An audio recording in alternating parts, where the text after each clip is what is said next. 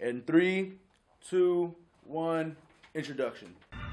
Yeah, yo, Guns, Bruce, what's up, man? Chum. Yeah, dog, what's wrong with you, dog? I ain't feeling right lately, man. Charlie Muscle, hail from Sacramento, California.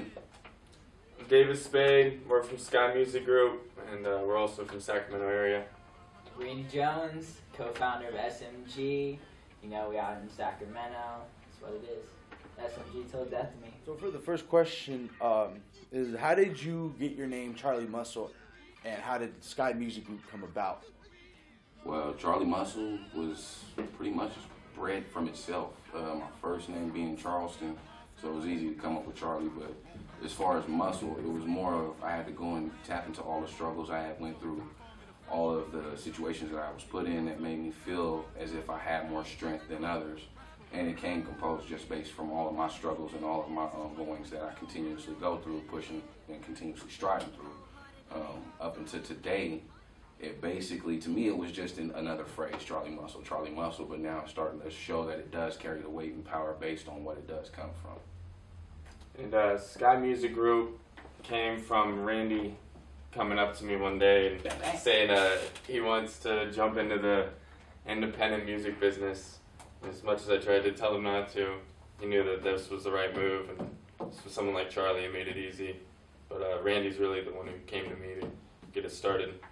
Yeah, we had, first we started out, it was Sky High Music Group, because I was going in the direction of having it like a label and a clothing company at the same time. I wanted to have it like buildings and everything. Then we realized it was like some Disney movie kind of thing, so we changed it to Sky Music Group, and then SMG sounded way cooler anyways than the other abbreviation and stuff. So that's just where we went with that, and then we just founded it because we wanted artists to have a place to where they can push their own music, and it's not this major label bullshit, and everyone's getting their money taken. We're all gonna just, work together. Underground's like a family kind of thing. Exactly. What's the musical background with you stemming from even your parents? What did Charlie's parents listen to, and as well as you guys, what made you guys want to even continue this career in underground? Because underground music is completely different from what's played on the radio. So can you guys please explain? Well, for me, it stemmed all the way, and I love to tell it, from Motown, Temptations, David Ruffin, the Whispers, the OJs. Stylistics, it really took me to an epic point where I could escape from the realities that were around me, that, for the example, all my struggles. So I put a lot of emphasis into listening to artists of the nature who kind of went through similar struggles and had different ways to escape from it.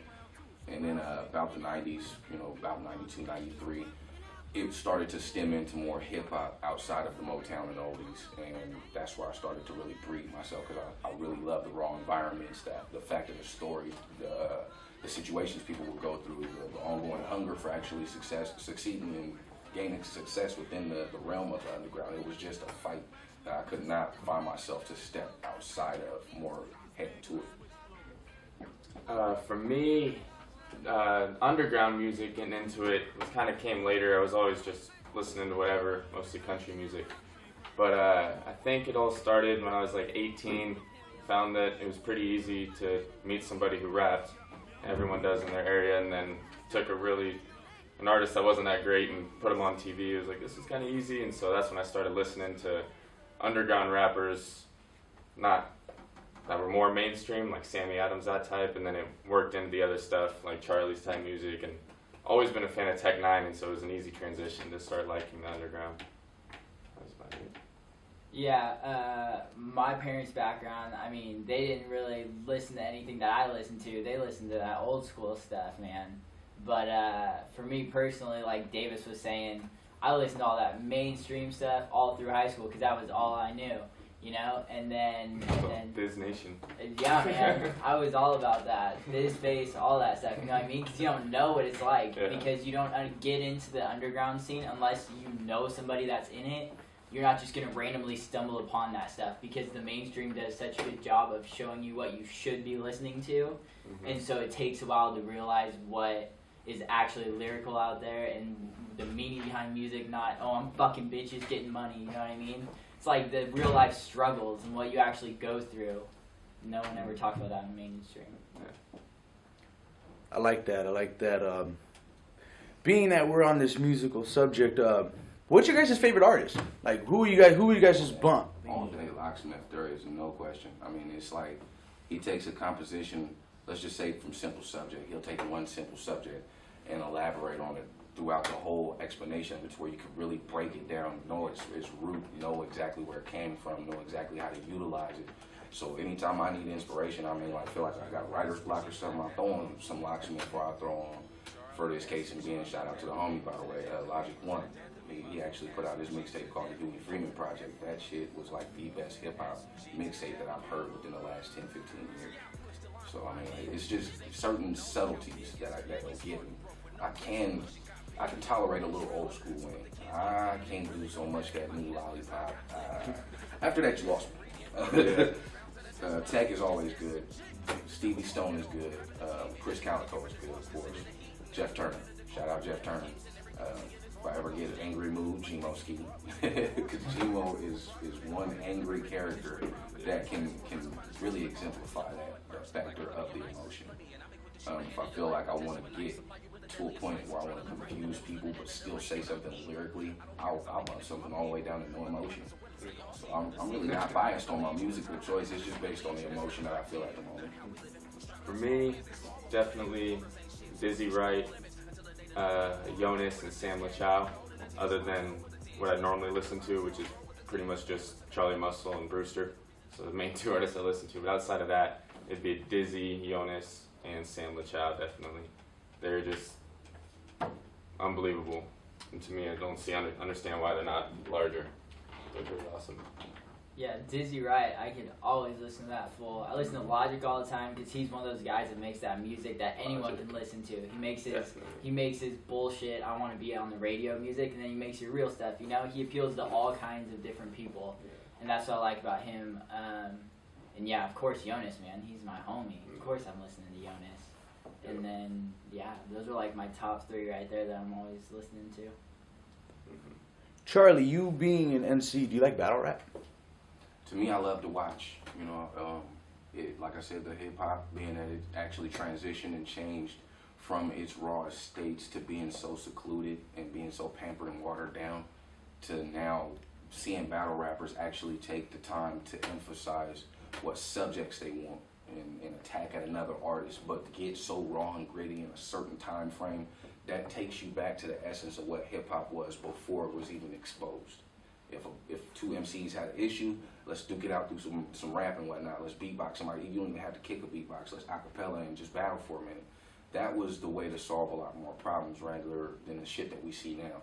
So with seeing battle rappers, seeing any kind of, like for example, if you've seen the Disaster and Cannabis battle, the Disaster and Cannabis battle, I gotta give it to Cannabis, because even though Diz ate him the fuck up, there's no lie about that. He ate him the fuck up. But Cannabis, still being that hard, outstanding artist that he is, he was humble enough to ask, hey, is it cool if I come spit my shit? I wrote it. I got paid for this. Y'all want me here, and I'm a 100% all raw, authentic MC. So if you want anything, let me spit my shit and go on. He already won. That, to me, that shows that there's still that little bitty drop of hip hop still alive in that realm. And I love it, regardless of where it lives, and I'm there.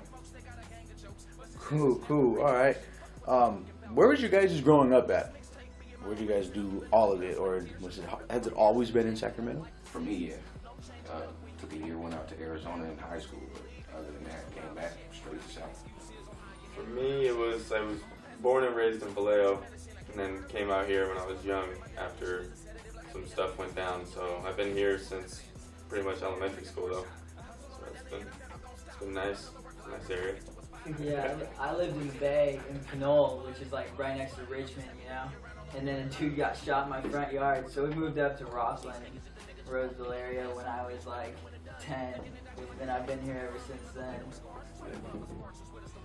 Cool. Charlie, how long did it actually take you to really get a crisp, clean double time? Because I heard that PSA, and I mean, oh man, you know what I mean? That's nice. I'm still working on it. Like, really, to be really wholehearted honest, I'm still working on my double time. I've been told right now, exposed to being a lyricist or being an MC 10 years. And it started basically from the first track all the way up to today. I still take the time to listen to other chop artists and other murderers like that do a good double time and stay consistent with it without seeming like it's forced. I'll push those artists basically more than myself and put them on a higher pedestal because I'm still learning to actually get to that level. Like my whole ultimate goal with my double time is to reach the level and pinnacle of, I'd say, Twisted Insane. Twisted Insane is one outstanding double timer. He always keeps his shit lyrical. He always stays on topic. It's always consistent. And then you'll see a live performance, and it's exactly the same way. There's no lack in it. That's the kind of thing that I'm actually working on being consistent at. It's not just behind the mic, but while I'm in front of a crowd, because it does get a little nerve-wracking being on stage and whatnot. But I'd say about 10 years. 10 years up to date. Who is your favorite double time? I guess Twisted Insane would be your favorite double time rapper, or is there someone else that who majorly influences you? To originally influence me, it was a local rapper by the name of Gangsta Dre. Of course, out here in Sacramento, we got a lot of double timers. Always to start off at the beginning, for some mainstream artists, I would have to say Twista, Busta Rhymes, of course, even though he's not mainstream, he's still underground. Tech 9, all the way from Celsius. That was one of the first that I've ever heard from him. Shit was dope. Now that I'm seeing the skill kind of improve on the double timing with this specific artist, his skill kind of dwells back between, which is Chris Calico.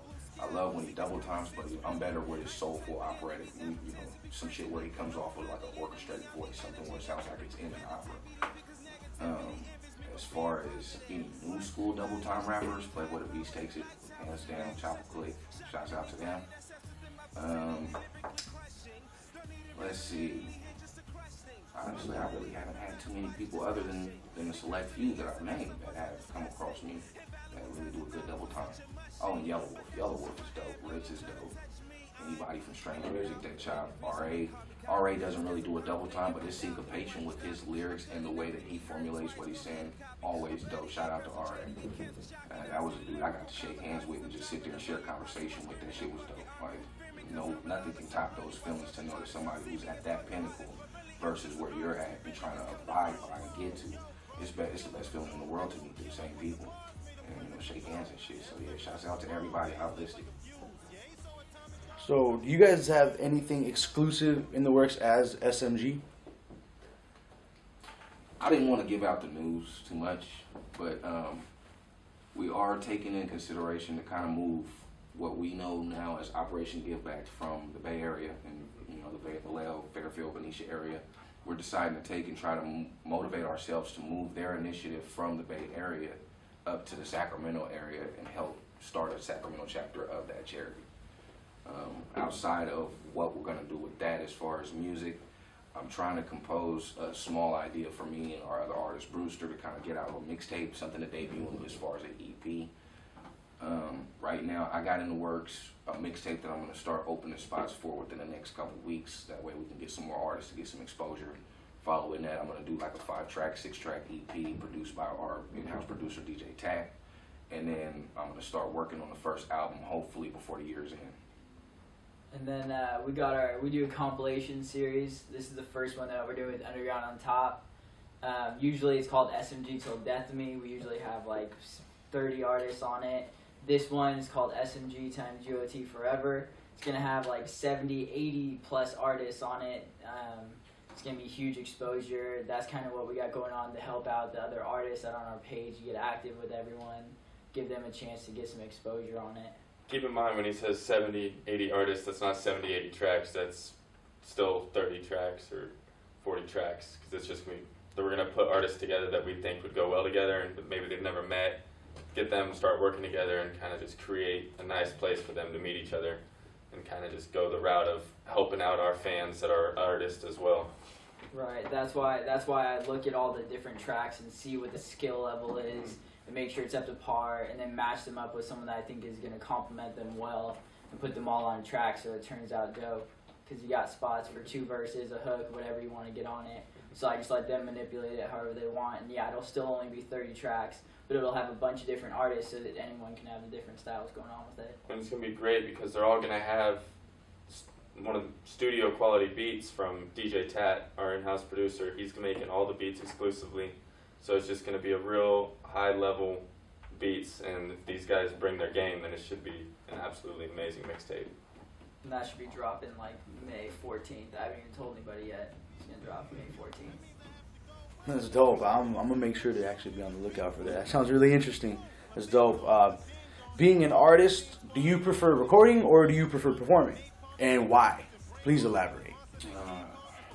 That one was kind of tough. I'd have to go with performing because of the vibe and the feeling, the adrenaline that rushes. I may get on stage and forget my entire set, like just wing it on some fucked up freestyles, don't know how I'm rapping type shit, but it's still, to me, it's the adrenaline rush, the feel of the crowd. I feed off of their energy, so if the crowd is like, then that's the kind of performance I feel like giving. Or if the crowd is more hyped than I am, then it's like, okay, I'm gonna boost myself so that way I can match their level of energy. But to me, if you're in a booth recording, the only energy to feed off of is your beat that you're listening to, or the producer who's in the right behind the keyboards and shit, fucking with all of the controls. That's the only energy you really can get. So to me, I have to go performing. I have to go performing. Cool. What about you guys? Do you prefer him to record or perform? I know for me, I prefer sitting in the studio with them rather than going to the shows. One, because watching him work in the lab is like watching an artist paint a picture. It's just absolutely one of the most amazing. I've worked with hundreds of artists over the last 5 years, and watching Charlie in the studio is just crazy. I could just sit there and watch him do it for hours. Where at a show, I don't really get a chance to sit down and enjoy and have a good time with everybody else. I'm running around making sure everybody's taking care of, water and towels and shots, making sure everybody's good. Yeah, it's a lot of work at shows. Shout out Operation. That was dope. I love that show. We were in Santa Cruz, and we did a cypher down there and a little show at the Catalyst. And Iration was next door, and we just walked into their concert. So that was nice, little change of pace. That was real cool. Yeah, I'd way rather have Charlie recording. Like when we were in the studio recording for PSA, man, it's like you don't know. I had no idea what to expect when he's recording. He doesn't tell us his lyrics. He doesn't care what we think of it. He's just gonna record whatever he wants. And so he gets in there and he starts da da da da da da da da, and I'm like, oh shit. The best part about PSA when we were recording that was our producer lives in Chicago. And so it was just me and Randy on the boards trying to figure this shit out for the first time. We're like, all right, and we're just putting it together, and I delete like the middle of PSA. Yeah. And it was just like, I'm like, oh god. And we're trying to save it, and he has to go and because he won't do this like he won't do what all my other artists used to do, where you just place parts here and there. He wants to redo the whole thing, and so it's just the most insane thing, but. So as long as you don't mess it up, recording is definitely the most fun part. Just don't be the guy that fucks everything. You've been mighty quiet over there, and I know people are going to be wondering who you are. Can you please explain who you are? She is the first lady of S&G. As Charlie says. She is the first lady of S&G. She's my girlfriend. That's Lauren. She keeps quiet. She's just chilling with me. She belongs to management. Don't ask me. She belongs to management. She belongs to me. Just so you know. And also, we thought we'd put her in the video because you had 3 ugly faces. Let's have a nice pretty girl sitting over there so they can look and listen. That's just what we want to do. For sure. Sounds good. Do you guys have any sponsors you guys work heavily with? We work heavily with Underground on Top. Shout out Underground on Top. Check them out. Facebook.com/TheRealUndergroundOnTop. Dude's been putting on for us, helping us since day one. They're at like 16,000+ likes now. They're up in Washington. They're going to be part of our sponsorship on tour in fall. They'll be going on there with us. Shout out Jeremy. And Friendship Brand. Yes. Shout out Friendship. They've helped out a lot with Friendship Brand. If you guys haven't seen their clothing, they just came out with the new spring line, and it's insanely dope. Something that you'd pick up at like PacSun or something. But it's just out here at Get a Clue in Sacramento or online. But friendshipfinery.com got some real good clothing.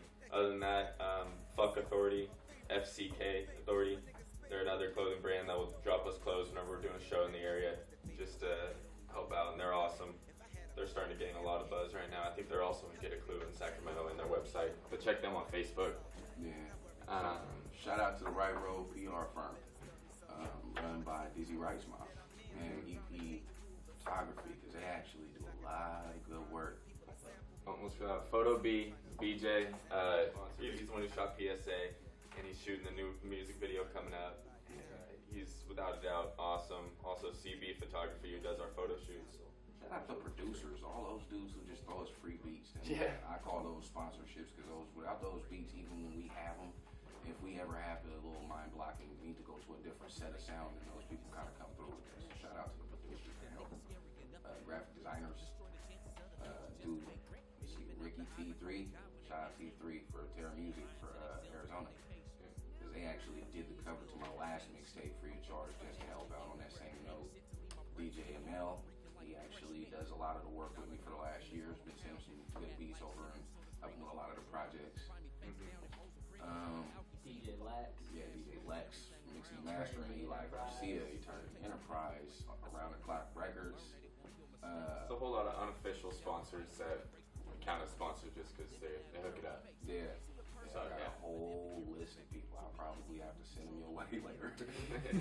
That's what's up. You guys pretty much took out the last question because it usually is shout outs. I ended out with that. But to end this, I just want to thank you guys. Thank you guys for your time. No problem.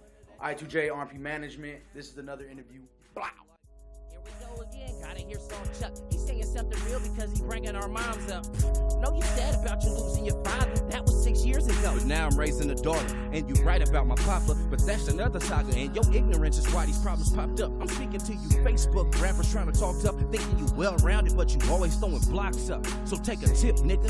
Speak humble or hold your lips, nigga. Your attitude is why we diss niggas. We great whites to all you fish niggas. Bred in the swimming pools of dark liquor, smarter with this art, while your heart's bitter. Bitches.